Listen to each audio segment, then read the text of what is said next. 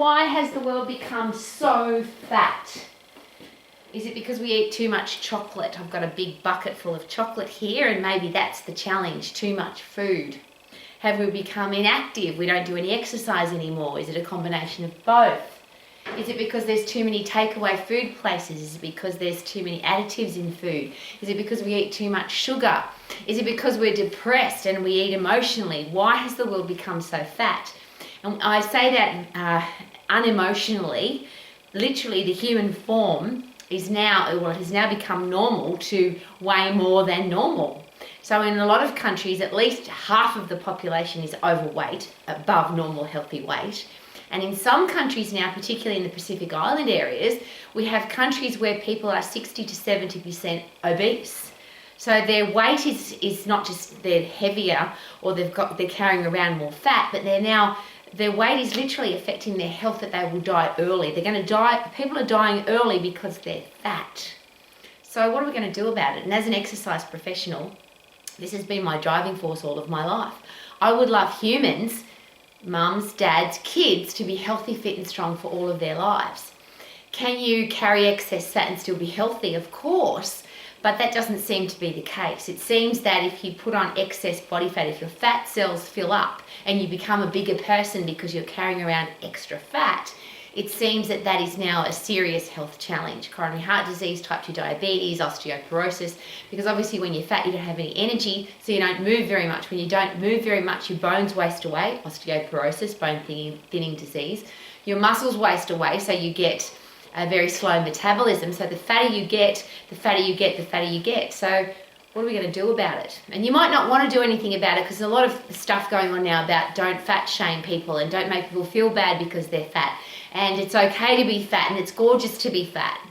But if you don't want to carry excess fat around, if you don't want to have fat cells that have become enormous balloons, and that's the interesting thing, just as a scientific side note, we all have fat cells on our body. Somebody counted them, it wasn't me, and I don't know who it was, but apparently somewhere between 40 to 50 billion fat cells, depending on your genetics and the way your body's put together. And obviously if those fat cells fill up like a balloon, you'll become a bigger person. But they don't have to be full of fat. They can be flat like a balloon and not carry any fat at all. Now we need a little bit because it keeps us warm, it keeps our internal organs supported. Again, as a side note, if you've got too much fat in your internal organs, which is visceral fat, the stuff that sits inside this cavity and squeezes all your internal organs so they don't work properly, very dangerous fat. The fat that sits between your skin and your muscles, subcutaneous fat, technically not so dangerous for your health. But when it makes you feel bad, when it makes you feel depressed, when it stops you from moving around, then it now, of course, because it's too heavy, then you get those horrible diseases anyway. So I want to do something about it. What I do want to stop, though, is the excuses. I'm fat because of my genetics. It doesn't matter what your genetics are, you don't have to carry excess fat. That's a controllable factor. It's because of my hormones. If you're a fit, healthy person, your hormonal system works effectively, so your hormones are helping you stay lean. And that's very simple. When you've got a healthy, fit, strong body, the hormone that says stop eating, you're full, works really well, so that even if you have got a bucket of chocolate in front of you, yum, you don't want to eat it. Often people come to my house and say that, Rowie, how can you have a bucket of chocolate sitting on your kitchen bench and not eat the whole bucket? Because when I'm fit and strong, because I have a couple of chocolates and I'm full, I don't want to have any more.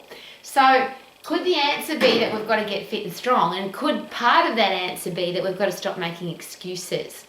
I hear a lot, and today in particular I've had a big bombardment of the world's fat because of the takeaway food places, because of soft drink, because of too much rubbish food available in the supermarket, because there's too much food available to the general public.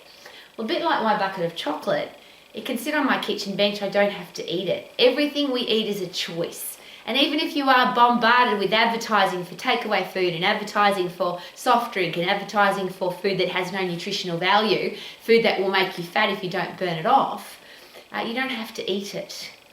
When are we going to take personal responsibility? And that's probably the really big question. And I use a simple example. I've never smoked a cigarette in my life. I'm a very old lady. People tried to tempt me, convince me, bully me into smoking when I was a kid, because when I was young, it was the cool thing to do. And people said, if you don't smoke, you're not cool and you won't be part of our group and we won't like you and we'll tease you and we'll bully you. But it didn't ever make any sense to me to roll up the most toxic chemicals in the world in a piece of paper, light the end of it and suck that smoke into your body. That to me, even as a child, didn't make any sense. So no one could push me into it. No one could convince me that smoking was a good thing. No one can convince me that eating rubbish food and not eating healthy food is a good thing. Doesn't matter how much advertising there is, doesn't matter what a social influencer says, doesn't matter all the argument about food, what's good and bad. You can't convince me that being overweight, carrying too much fat inside your fat cells so it slows you down, makes you feel bad about yourself and stops you from being energetic and a vital, happy person. You can't convince me that that's a good thing. And I'll rephrase that. If I say to somebody, do you want to be fat? Do you want to be sick? Do you want to be weak? Do you want to be diseased? Do you want to have no energy? Do you want to be depressed? Do you want your clothes to have to keep buying new clothes because you keep getting too big for your clothes? Is that how you want to live your life? Nobody says yes. Nobody says, yeah, that sounds like a great idea. Even the people that say, oh, I love being fat, or it's fun being fat, or I'm a happy fat person, if I were to ask, or if there was an opportunity, this is how you are now, 30, 40, 50 kilos above healthy weight. If by the click of fingers you could be a healthy weight, have a stack of energy, have no diseases and love what you see in the mirror, would you take that pill? Would you do that intervention? And of course we know that's true, because we now live in a world where weight loss drugs have become very popular, even though they've got horrible side effects like headaches and nausea and vomiting and a sore tummy and horrible things happening with these weight loss drugs, but people are still taking them because they want to be thin.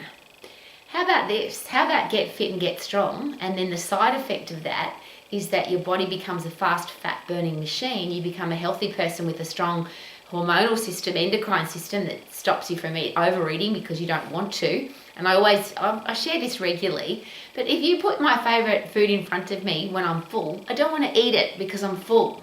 Because I'm fit and because I'm strong, I don't have to overeat. I don't want to overeat. I also don't need to eat, rephrase, I don't want to eat emotionally. I don't need to eat for emotional reasons. A lot of people share that with me. I eat because I'm angry or I'm upset or I'm emotional or there's something going on in my life. I need to eat more food. Well, when you've got a healthy hormonal system, even your emotions are under control, because instead of going to eat food when you feel emotional, angry, frustrated, annoyed, you go punch the bag or sprint or do push-ups or get that out of your system really quickly so that you feel good.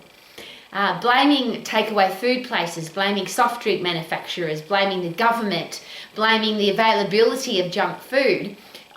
Everybody can walk through the supermarket. You don't have to put junk food in your trolley. You don't have to eat rubbish food. You get to choose what you eat. Nobody, and I always joke about this, nobody sneaks into your house at night, opens your mouth and forces food down your throat. I don't know how I got fat, and I've heard that so many times as an exercise professional. I don't know how I got fat. I think we do. If you really were honest with yourself, is it possible that you ate too much and you didn't move very much? Now, regardless of your hormonal setup, regardless of your cultural background, regardless of your genetics, are there people with more fat cells? Yes, but does that mean those fat cells have to be full? No. Are there people with different cultural backgrounds that are more prone to carrying excess fat? Yes, but does that mean that you have to? No. So, will we take responsibility? Will we blame takeaway food manufacturers and blame soft drink manufacturers because they keep bombarding us with advertising? And I'll share again, when I was a kid, cigarettes were advertised on television all the time. Doctors said they were good for your stress levels. It was really cool in the movies. Everyone that was a cool movie star always had a cigarette in their mouth.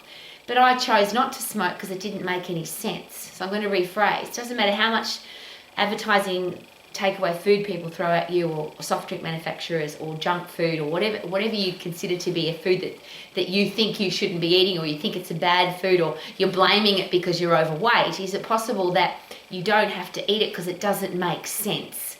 And is it possible, just possible, that if you're fit and strong, your brain will work better so you can make better decisions? So of course, how do you get fit and how do you get strong, and how can you be healthy? And it's a very simple process. Overload your heart and lungs, overload your muscles and bones. You've got to get puffed to get fit. You've got to lift heavy to get strong. It doesn't take very long, and you can be a fit, healthy person all of your life. And then you don't have to blame anybody. You can be happy, proud, feel awesome about yourself, have high self-esteem because you choose to eat healthy food, you choose to be fit and strong, you choose to exercise on a regular basis, you have a body that works for you, and guess what? You could actually live your life to the max. Super duper doo, how are you? Living my life to the max and eating chocolate. Yummo!